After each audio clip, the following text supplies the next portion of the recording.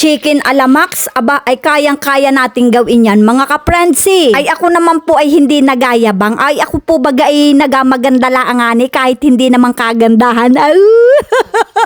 At dahil nga po nalinisan na natin yan ay apigaan nga po natin yan ng kalamansi. At nilagyan nga din po natin yan ng kaunting patis. At ibabad nga po muna natin yan ng mga 30 minutes para nga po yung kanyang lansa ay mawala dahil nga po nilagyan natin yan ng kalamansi. Dahil nga po ay matagal-tagal na rin tayong hindi nakakakain sa Max ng manok. Abay tayo na nga laan po ang magawa. Abay taon na nga rin po simula nung ako'y kumain doon. Tayo na nga laan po ang magaluto at naku ay wanto sawa pa. At pag doon nga ni tayo kumain aba ay libo pa ang ating abayaran. Ay ay magkano laang naman po ang isang buong manok at saka ay mantika. At para nga po ay lutong-luto yung isang buong manok ay atin nga po muna yung pakuluan. At para nga po ay mas lalong mawala yung kanyang lansa ay lagyan nga po natin yan ng buong paminta at saka po ay bawang. At syempre nga po hindi mawawala ang tanglad at saka po ay dahon ng laurel. At lagyan nga din po natin yan ng kaunting patis para nga ni po ay magkalasa. At pagkalipas nga po ng 25 minutes natin pinakuluan yan ay ayan nga po lutong-luto na yung ating manok. Ay talaga naman pong napakabango na ng kanyang amoy at atin na nga po yung ahunin. Dahil nga po ay makamainit ang panahon ay apag-swimmingin nga po muna natin yung ating manok. Ay syempre gayon tayo kabait.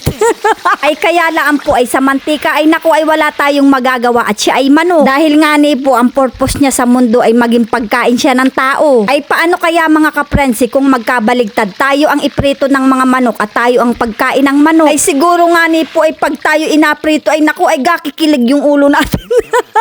Ay nako ay makasari-sari at ayan na nga po luto na ang ating chicken alamax. At para nga po ay mag-alamax talaga ang datingan ay magawa nga din po tayo ng potato fries. Dahil nga po pag ma-order kayo ng manok doon ay may kasama nga pong ganito. At dito na nga rin po natin iprito yan sa pinagprituhan natin ng manok. Dahil nga po ay medyo gusto ko yung malutong-lutong ay luto-lutuin nga po muna natin yan ng kaunti. At ayan nga po dahil nga po yan ay luto na ay atin na nga po yang ahunin at patuluin nga po muna ang kanyang mantika. At ayan nga po mga kaprensi, ilagay na nga po natin yan sa dahon ng saging kasama ang ating potato fries, ang takal na kanin at syempre ang ating sausawan na ketchup. At ayan na nga po ang ating combo chicken alamax. Kaya naman mga kaprensi, ano pang inaintay natin dyan? Sakmala na!